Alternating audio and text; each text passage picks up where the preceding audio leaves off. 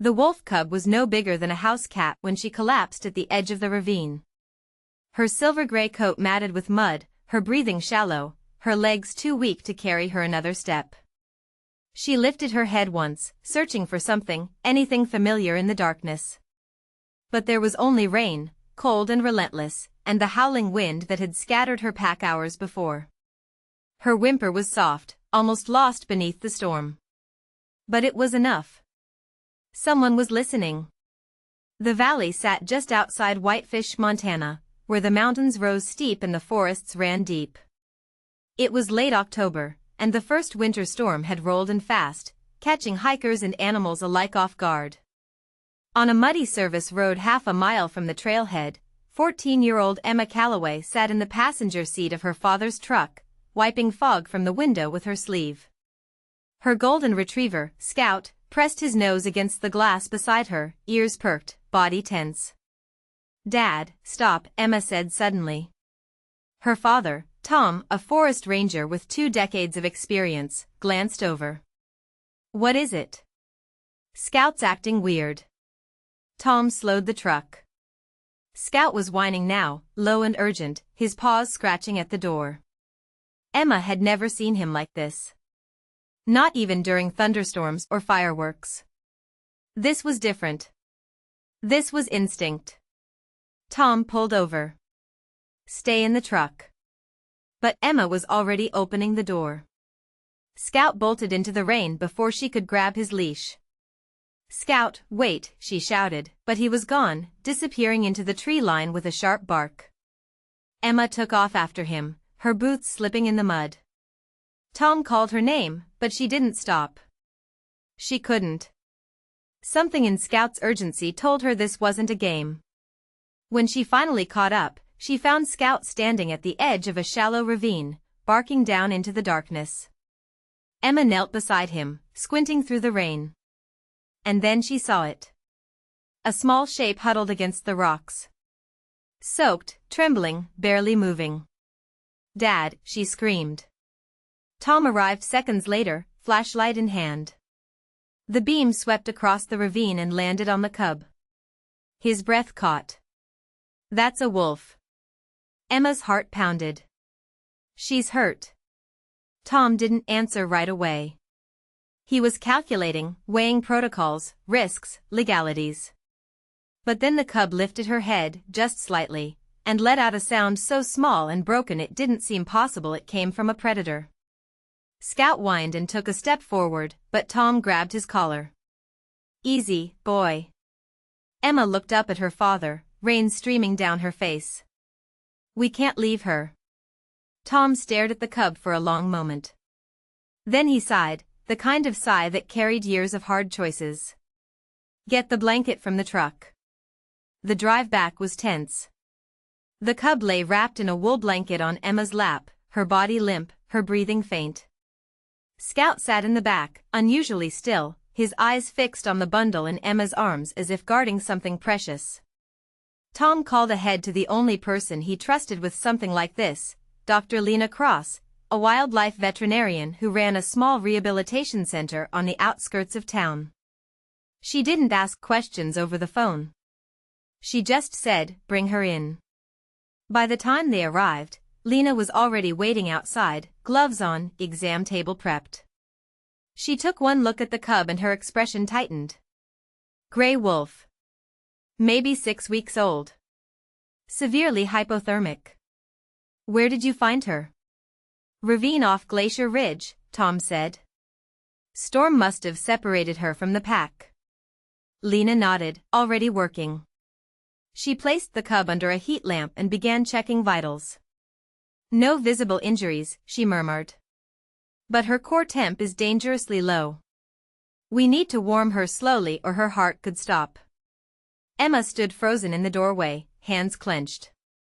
Scout pressed against her leg, and she placed a hand on his head without thinking. He didn't move. He just watched the cub with an intensity that made Emma's chest tighten. "Will she make it?" Emma asked. Lena didn't look up. "I don't know yet." The hours that followed felt endless. Lena administered fluids, monitored the cub's temperature, and wrapped her in heated blankets. Tom paced the hallway. Emma sat on the floor beside Scout, who refused to leave the doorway to the exam room. At some point, Emma must have dozed off, because when she opened her eyes, the room was quieter. The storm outside had softened to a drizzle. And inside, the cub was breathing steadier now, her small chest rising and falling in a rhythm that felt almost hopeful. Lena emerged from the exam room, pulling off her gloves. She's stable. For now. Emma stood quickly. Can I see her? Lena hesitated, then nodded. Just for a minute. Emma stepped inside, Scout close behind. The cub was curled beneath the lamp, eyes closed, her fur still damp but no longer trembling. She looked impossibly small. Vulnerable in a way Emma hadn't expected from a wolf. Scout moved forward slowly, his steps careful, deliberate. He stopped just short of the table and lowered his head, sniffing gently. The cub stirred. Her eyes fluttered open, pale amber and unfocused. And then, impossibly, she looked at Scout. For a moment, neither of them moved. Then the cub let out a soft sound, not quite a whimper, not quite a chirp. And Scout did something Emma would never forget. He lay down beside the table, rested his chin on his paws, and stayed. Lena stood in the doorway, watching. That's unusual. What is? Tom asked. Dogs don't usually react this way to wolves. Even cubs. There's supposed to be distance. Caution. She paused. But that looks like recognition. Emma knelt beside Scout, her hand resting on his back. Maybe he knows she's alone. Tom crossed his arms. Lena, what happens now? Lena's face was unreadable. Protocol says I report this to Fish and Wildlife. They'll assess her, and if she's healthy, they'll try to reintroduce her to a pack or place her in a sanctuary. And if they can't? Emma asked.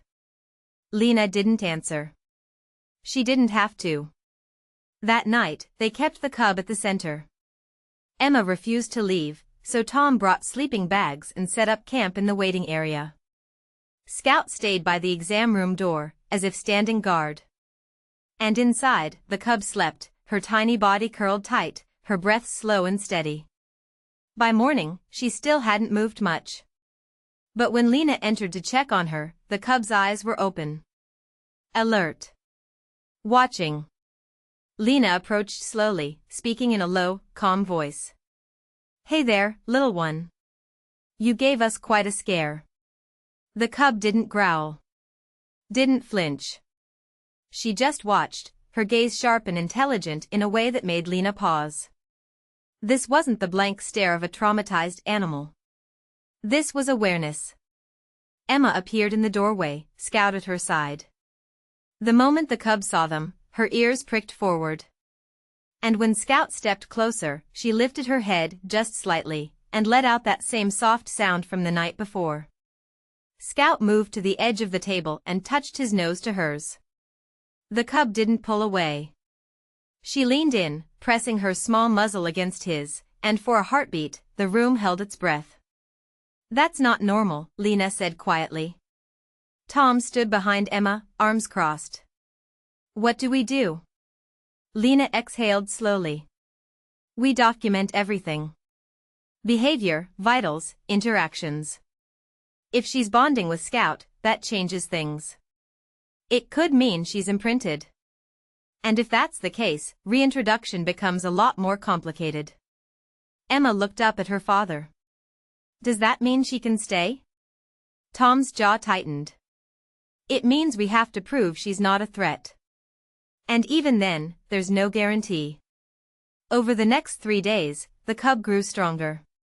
She ate, drank, and began to move around the enclosure Lena had set up for her. But she never strayed far from Scout. Whenever the dog was near, the cub followed, her steps tentative but determined. When Scout lay down, she curled beside him. When he played, she watched, her tail twitching with what looked almost like curiosity. Emma filmed everything. every interaction, every moment of trust. She posted a short video online, just a few seconds of Scout and the cub sleeping side by side, with the caption, "Sometimes the wildest hearts find home in the most unexpected places." Within 24 hours, it had 2 million views. The comments flooded in. "This is the most beautiful thing I've ever seen. Proof that love doesn't have borders. Please don't let them take her away." But not everyone was supportive. Some called it dangerous. Irresponsible. "A wolf is not a pet," one comment read. "This is how people get hurt." Tom read them all, his face unreadable. Emma sat beside him, her hands clenched. "They don't understand. They're scared," Tom said. "And maybe they have a reason to be." But when he looked at Scout and the cub curled together in the corner of the enclosure, something in his expression softened. Or maybe they just haven't seen what we've seen. On the fourth day, Fish and Wildlife arrived. 2 officers, both professional, both cautious. They examined the cub, reviewed Lena's notes, and watched the footage Emma had compiled. The lead officer, a woman named Carter, crouched beside the enclosure and observed the cub for a long time. "She's healthy," Carter said finally. "Strong vitals. No signs of aggression." "And the bonding?" Lena asked. Carter glanced at Scout, who sat calmly beside Emma. "It's real. I've seen imprinting before, but not like this. Not this mutual." "So what happens now?" Emma's voice was barely a whisper. Carter stood, brushing off her knees. "Normally, we'd remove her. Place her in a facility designed for wolves. But given the circumstances, and the documentation you've provided, I'm recommending a provisional permit. She stays here, under supervision, with regular check-ins. If she shows any predatory behavior, any aggression, the permit is revoked immediately." Emma's breath caught. "She gets to stay?" "For now," Carter said. "But this isn't forever. Wolves belong in the wild. And one day, she'll have to choose." That night, Emma sat in the enclosure with Scout and the cub, who she'd started calling Storm. The name felt right, born from chaos, surviving against the odds. Storm rested her head on Scout's back, her eyes half closed, her body relaxed in a way that spoke of trust, of safety, of something that looked a lot like love. Emma whispered to them, stories of mountains and stars, of packs that ran under moonlight, of dogs who guarded with hearts bigger than fear. And Storm listened, her ears twitching, her breathing steady. Weeks turned into months. Storm grew stronger, faster, more confident. But she never left Scout's side. They played in the snow, raced through the trees, and slept tangled together like they'd been born that way. And every time someone questioned whether it was right, whether it was safe, Emma would show them the footage. The trust. The bond. The undeniable proof that sometimes, love rewrites instinct. In the end, Storm didn't return to the wild. She stayed with the Callaways, under permit, under watch, but most importantly, under care. And when spring came and the valley bloomed green again, Scout and Storm stood side by side on the ridge, looking out over the mountains. 2 different species. 1 unbreakable bond. Because sometimes, the wildest hearts don't need to be freed. They just need to be seen. And in that seeing, in that choosing to stay, hope finds a way to howl back.